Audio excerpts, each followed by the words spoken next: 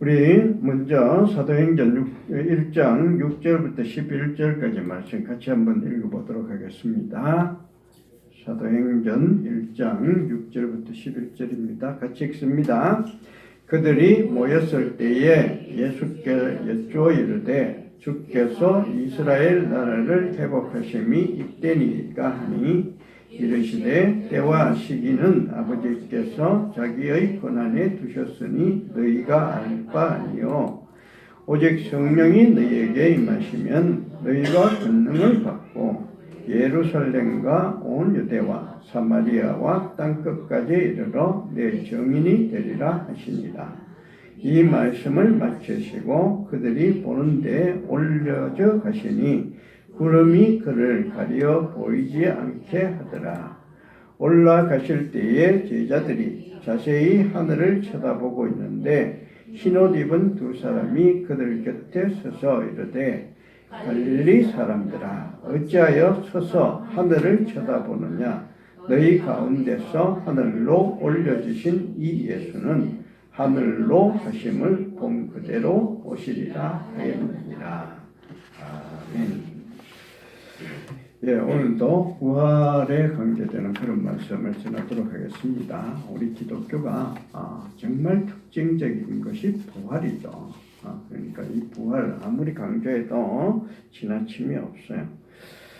그래서 이 말씀 전하려고 하는데 제가 말씀을 세 가지 말씀을 드렸습니다. 카톡으로 드렸는데 전부 다 한 번씩 읽어보고 오셨죠? 꼭 읽으셔야 돼요. 우리가 여기서 말씀을 전하는 시간이 굉장히 길어요. 어린이 예배 있고 어른 예배 있고 이렇기 때문에. 근데 여기서 그거 전부 다 설명하면은 너무 길어지죠. 너무 길어지면은 이렇게 딴 생각을 많이 하게 되잖아요. 그러니까 집에서 주신 드린 그 말씀은 꼭 읽어보고 오셔야 제가 그것을 제대로 전할 수가 있어요. 꼭 읽어보고 오시기 바랍니다. 자, 오늘이 부활절 셋째 주일인데 예수님께서는 부활하신 후에도 이 지상에 며칠간 40일간 이 세상에 계셨습니다. 계시면서 여기저기 나타나셨어요.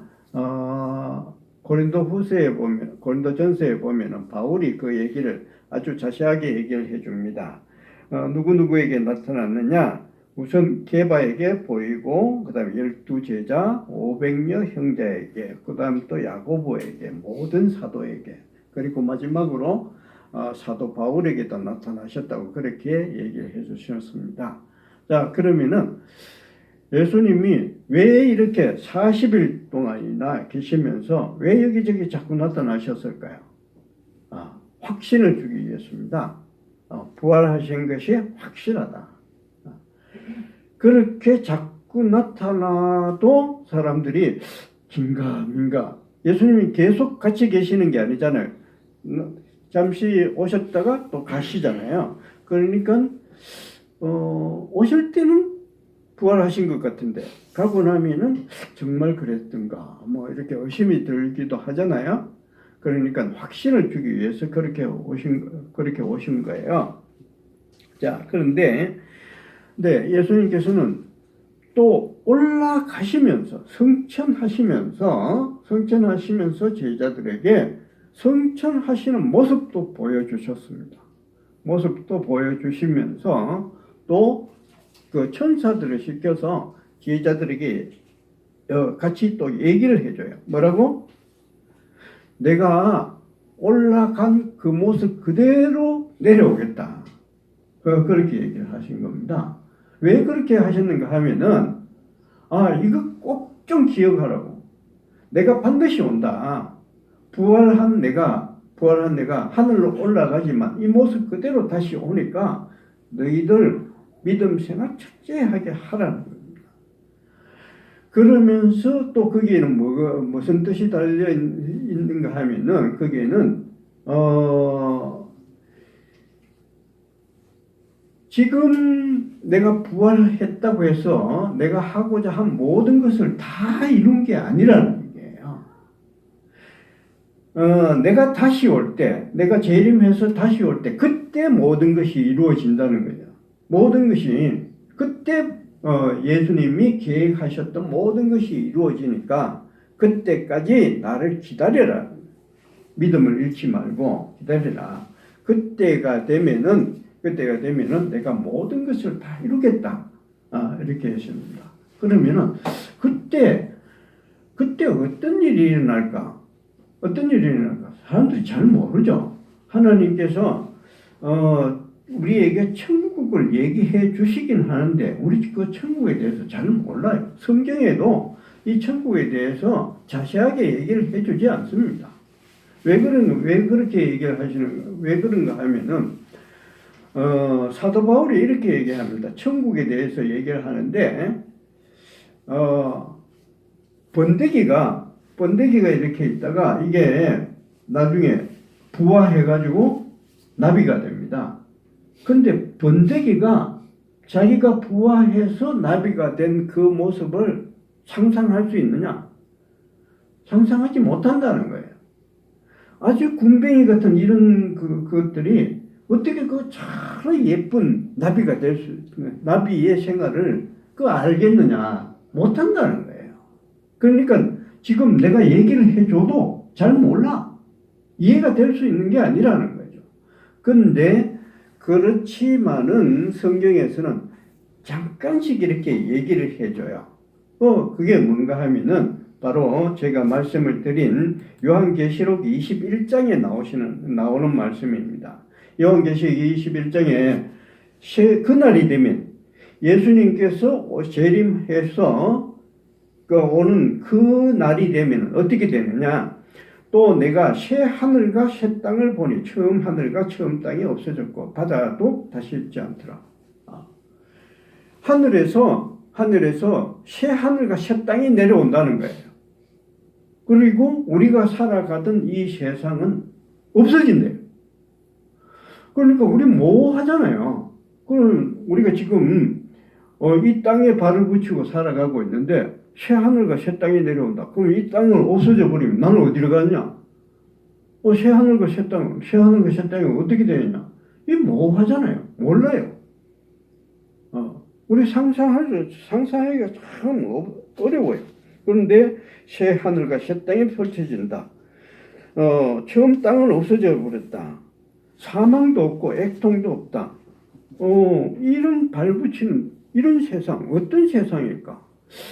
어떻게 보면은 이런 상상을 할 수 있겠죠. 어쩌면 우리 지금 3차원에 살아가고 있는데 4차원의 세상, 이런 세상에 오는 거 아닐까? 이런 생각은 할 수 있겠지만, 그렇죠. 분명한 것은 내가 아무것도 모른다는 거죠. 그렇지만 분명한 건 뭔가 하면 내가 지금 이 근거로 삼고 있는 이 모든 것, 내가 근거로 지금 뭔가 내가 근거로 삼고 있는 이 모든 것 없어져 버린다는 거죠. 그거하고 관계없다는 거죠. 예를 들자면은 이런 거죠. 말기암에 걸려가지고 지금 폐암 말기라든가 한 4기 정도 됐다. 그럼 나 이제 죽는 수밖에 없다.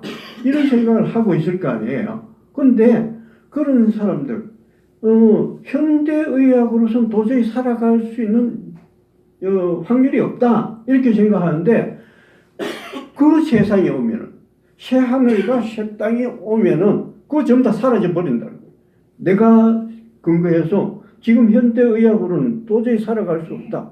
이런 근거 없어져 버리는 거예요. 없어져 버려요. 그런 세상일지도 모르죠. 전에 제가 삼체라는 소설 아세요? 중국 소설인데 한번 읽어보셔야 되는데 삼체라는 소설이 있어요. 제가 아주 두꺼운 세 권짜리로 되어 있는 건데 사실은 재미 되게 없어요. 재미는 되게 없는데 근데 도서실에 가보니까 그 책이 그렇게 인기가 많아요. 넷플릭스에 한번 삼체라고 나왔었어요. 그래서 그 다음부터 그 삼체가 막 도저히 빌릴 수도 없을 만큼 그렇게 많이 그 예약을 하더라고요. 그런데 그래서 억지로 읽어봤는데 재미는 되게 없었지만 그래도 남는 게 하나 있어요. 뭔가 하면 이런 거였어요. 어떤 사람이 전쟁이 일어났는데 우주선을 타고 가요. 우주선을 타고 가는데 우주선이 고장이 났어요. 뒤에는 다른 행성의 사람들이 다른 그 적군들이 쫓아오고요. 앞에는 그대로 가는데 앞에 커다란 행성이 하나 버티고 있는 거예요. 속도를 줄이든가 안 그러면 옆으로 빠져나가든가 이렇게 해야 되는데 이 우주선이 그 사람이 타고 있는 우주선이 고장이 났어요. 고장이 나서 이것을 고치려면 우주선 밖으로 나가야 되는데 나갈 수가 없어요. 문이 잠겨버렸어요. 고장이 나서 밖으로 나갈 수가 없는 거예요. 이제 한 몇 분만 있으면 행성하고 추돌을 해서 이 우주선 안에 있는 사람은 모조리 전부 다 죽게 돼 있는 거예요. 그래서 이젠 끝이다 이렇게 생각하고 있는데 이젠 끝났다 이렇게 생각하는데 갑자기 확 바뀌어버렸어요. 아무것도 없어. 뭔가 봤더니 차원이 바뀌어버리는 거예요. 어디를 통과했는데 하여튼 이게 SF 공상 과학 소설이니까 뭐 몇 차원으로 갔는지 모르지만 차원이 바뀌어버렸어요. 그러니까 앞에 행성도 없어지고 뒤에 적군도 없어지고 뭐 우주선이 고장나는 것도 없어지고 그것도 우주선도 말짱하고 다 괜찮아요. 전혀 문제가 없어요. 이런 거예요. 자기가 생각했던 모든 근거, 모든 것 다 사라져버리는 거예요. 하나님께서 어쩌면 이런 세상을 얘기하는지 몰라요. 이런 세상에 바울도 한번 그런 얘기를 합니다. 바울도 어떤 얘기를 하는가 하면 바울도 이런 얘기를 해요. 자기가 삼청천에 올라가다 옛날 말로 삼청천이고 요즘 얘기로 하면은 그 번역서에 하면 셋째 하늘에 올라갔다는 얘기예요. 우리는 잘 모르는데 바울은 올라가 봤는데 첫째 하늘이 있고 둘째 하늘이 있고 셋째 하늘이 있대요. 뭔지 몰라요. 근데 셋째 하늘로 갔었는데 거기에 가서 자기가 말을 들었는데 4절에 보시면은 그가 낙원으로 이끌려가 그가 하는 사람이 사도 바울이에요. 이끌려가서 말로 표현할 수 없는 말을 들었으니 사람이 가히 이르지 못할 말이로다. 뭔가 말을 듣긴 들었는데 이거 자기가 표현할 말이 없어요.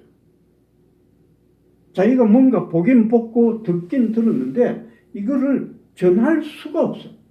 이런 거예요. 우리하고는 전혀 다른 세상, 그런 세상이 지금 어떤 세상인가 하면 새 하늘과 새 땅이라는 거예요.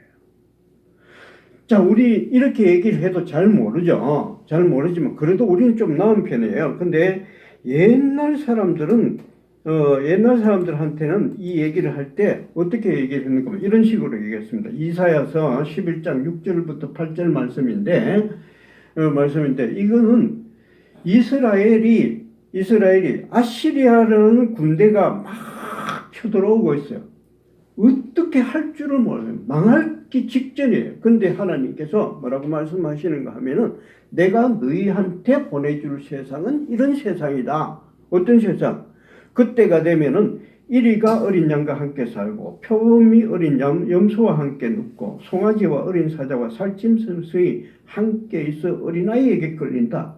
독사의 굴에 손을 집어야 한다. 어린아이가 독사의 굴에 손을 집어야 한다. 좀 봐라. 이렇게 얘기를 해도 이렇게 가려고 하는 사람이 있잖아요. 사람들한테 그냥 얘기하면 잘 몰라요. 잘 모르는데 그 당시에 사람들이 알아들을 수 있게끔 표현을 했을 때 이런 세상이다. 하나님이 보여주시는 그런 세상은 어떤 세상이냐? 예수 그리스도가 마지막 날에 심판할 때 마지막 날에 오셔서 만들어줄 세상은 옛날 사람들한테는 이렇게 얘기를 한 거예요. 표범이 어린 양과 함께 같이 노는 그런 세상이다. 근데 조금 있다가 이 사람들이 이제 나라가 망해가지고 바벨론으로 끌려갔어요. 바벨론으로 끌려가서 정말 힘들잖아요. 그 힘들 때 그 사람들한테 와서 내가 너희들한테 보내줄 세상, 나의 세상, 하나님의 나라 어떤 나라이냐? 그때는 어떻게 되느냐? 하나님, 내가 피곤한 너희에게 힘을 주겠다.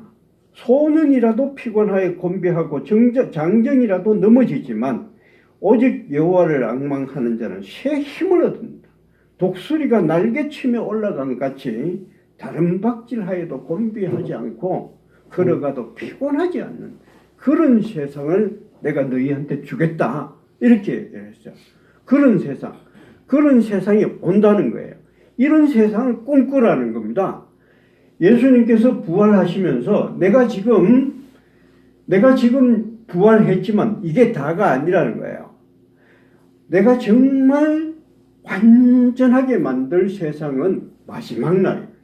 내가 다시 재림해서 올 때 그때 세상, 그런 세상, 그때 가서 완전한 세상, 새 하늘과 새 땅을 너희들한테 주겠다. 그러니까 너희들 지금 너희 그 생각으로 이건 안 된다. 이건 도저히 할 수가 없다. 이건 도저히 불가능하다. 이런 생각 지워버리라는 거예요. 그때가 되면 내가 세상을 너희들한테 주겠는데 이런 세상이 온다. 이렇게 얘기를 하시면서 내가 새 하늘과 새 땅을 주겠노라. 마지막 날에 내가 지금 올라가는 그대로 내가 다시 온다. 이렇게 얘기를 하신 겁니다. 그러니까 마지막 세상을 꿈꾸라 하면서 이렇게 얘기하신 거예요. 근데 이게 꼭 마지막에만 그렇게 되는 거 아니죠. 꼭 마지막 돼야 이게 다 세상이 바뀐다. 그런 게 아니라는 거예요. 어떠냐? 예수님께서는 내가 가서 누구를 보내주겠다? 성령을 보내주시겠다는 거죠. 성령을 보내주시면은 성령이 너희와 함께 하시면은 내가 세상에 올 그때가 아니더라도 내가 부분적으로라도 새 하늘과 새 땅을 너희한테 주겠다는 얘기예요. 성령이 오시면. 그래서 이 제자들이 어떻게 했어요? 제자들이 성령을 받아서 그 다음부터 나가서 담대하게 하나님의 말씀을 전할 수 있었습니다. 베드로와 요한이 성령을 받아서 나아갔을 때 어떤 나면서부터 걸어보지도 못한 사람, 그 사람을 향해서 내가 은과 금은 내게 없지만 내게 있는 것으로 너희에게 주노니 일어나라 했을 때 일어났잖아요. 그죠? 그때 그 사람의 주위에 머물러 있던 그 사람이 가지고 있던 그 사람의 세상, 그 사람이 가지고 있던 하늘과 땅 바뀐 거예요. 하늘과 땅이 바뀐 거예요. 기적. 근데 우리는 전부 다 그것을 기적이라고 그러죠. 그냥 기적이라고 해요. 왜 우리는 기적이라고 그러고 그게 하늘과 땅이 바뀌었다고 생각을 못하는가 하면 범위가 너무 좁아서 그래요. 그 사람만 그래요. 암이 걸렸다가 죽을 뻔했던 그 사람이 기도를 했는데 기도를 하고 나니까 사람이 확 살아났어. 암이 없어져 버렸어요. 그런데 그거는 그 사람한테서만 그 사람이 갖고 있던 하늘과 땅이 바뀐 겁니다. 그 사람한테 세상이 바뀐 거예요. 그러니까 그 사람한테는 모든 게 바뀌었지만 다른 사람들은 그게 세상이 바뀌는지 모르는 겁니다. 범위가 너무 좁아요. 범위가 너무 좁기 때문에 우리는 새 하늘과 새 땅이 임했다는 걸 모를 뿐이에요. 근데 우리 이 범위를 조금씩 넓혀봐요. 내한테만 일어나는 문제, 내가 어떻게 힘들고 내가 어떻게 어렵다 하는 요 생각만 하지 마시고 범위를 조금씩만 넓혀봐요. 내 문제만 하지 말고 내 가정을 위해서 한번 기도를 해보고, 내 가정을 품고서 하나님, 이 가정이 이렇게 해서야 되겠습니까? 이 가정을 둘러싸고 있는 하늘과 땅, 이걸 전부 다 좀 바꿔줘야 되지 않겠습니까? 이렇게 해야 되는 거예요. 예수님께서도 뭐라고 말씀하셨는가 하면 이렇게 말씀하셨어요. 예수님께서 그 사람들이 와서 저 사람이 귀신을 쫓아낸다 이러니까 그 바리새인들이 와서 어떻게 했냐면, 야, 저 예수라는 자가 귀신의 힘을 입어서 귀신을 쫓아낸다 이렇게 하니까 그때 예수님께서 이렇게 얘기했어요. 내 말로 인해서 귀신이 쫓겨나간다면 이미 너희들에게 하나님의 나라가 임하였느니라. 이미 하나님의 나라가 왔다는 거예요. 하나님의 나라 뭐냐? 새 하늘과 새 땅이 너희들한테 왔다는 거예요. 이미 이 세상에 하나님 나라가 들어와 있어요. 근데 범위가 너무 좁아서 우리가 그것을 알지 못할 뿐이에요. 근데 내가 이 범위를 조금씩 넓혀봐요. 내 가정을 위해서 기도하고, 이 마을을 위해서 기도하면은 내 눈과 다른 사람들 눈에 이게 보이는 거예요. 우리를 둘러싸고 있는 큰 문제들이 하늘과 땅이 바뀌는구나. 이 교회를 위해서 기도를 하다 보면 내 문제가 아니라 이 교회를 위해서 기도를 하다 보면은 이 교회라는 게 뭐예요? 교회라는 게 믿는 사람들의 모임이잖아요. 건물이 아니라 우리 믿는 사람들 전부 다 같이 기도하고 이랬을 때 우리 교회를 둘러싸고 있는 여러 가지 어려운 문제들이 해결되는 거예요. 해결돼요. 그게 보이는 거죠. 우리가 이 나라를 위해서 기도를 해봐요. 지금 우리나라 참 문제가 많잖아요. 관세 문제도 있고요. 조기 대선도 있고 여러 가지 어려운 문제들이 많이 있잖아요. 이 나라를 위해서 기도를 하면은 도저히 우리가 생각했을 때 이 나라가 바뀌어질 것 같지 않아. 더 이상은 해결될 수가 없어. 양당이 막 싸우고 있는데 이거 어떻게 해결해? 우리는 이 문제를 해결할 능력이 없어. 생각도 못해. 근데 이 문제를 놓고 하나님께 간절히 기도하면은 이 나라를 둘러싸고 있는 하늘과 땅이 바뀌어요. 모든 게 양당 체제에서 어떻게 할 수도 없다 하는 이런 것들이 바뀌기 시작. 기적이 일어난다는 거예요. 천지가 개벽한다는 거예요. 이런 것을 예수님께서 내가 올 때까지 마지막 날까지 기다리지 말고 지금이라도 성령을 힘입어서 너희들 가정을 위해서 기도하고 이 마을을 위해서 기도하고 이 나라를 위해서 기도함으로써 정말 이 나라를 둘러싸고 있는 하늘과 땅이 바뀌는 모습을 보라는 거죠. 우리 이렇게 기도해야 됩니다. 내 문제만 사무쳐 있지 말고, 그러면은 내 문제만 사로잡혀 있으면은 정말 하늘과 땅이 바뀌는 걸 볼 수가 없어요. 그런데 내 가정을 위해서 기도하고 이 나라를 위해서 기도하면은 큰 무리가 뭔가가 바뀐다는 것. 이거 우리 눈으로 볼 수 있는 겁니다. 그러니까 우리 기도할 때 자기 전에 잠시라도 하면서 내가 잠자리에 들 때 그때 하나님, 이 나를 둘러싸고 있는 하늘과 땅, 이 모든 것이 바뀌어질 수 있게 해 주십시오. 우리 가정을 둘러싸고 있는 이 모든 문제가 해결될 수 있게 해 주십시오. 이렇게 좀 범위를 넓혀서 우리 기도해 보시기로 하십시다. 그러면은 하나님께서 정말 우리를 둘러싸고 있는 모든 하늘과 땅이 바뀌어지게 하시리라 믿습니다. 아멘. 우리 같이 찬송가 354장 같이 부르시겠습니다.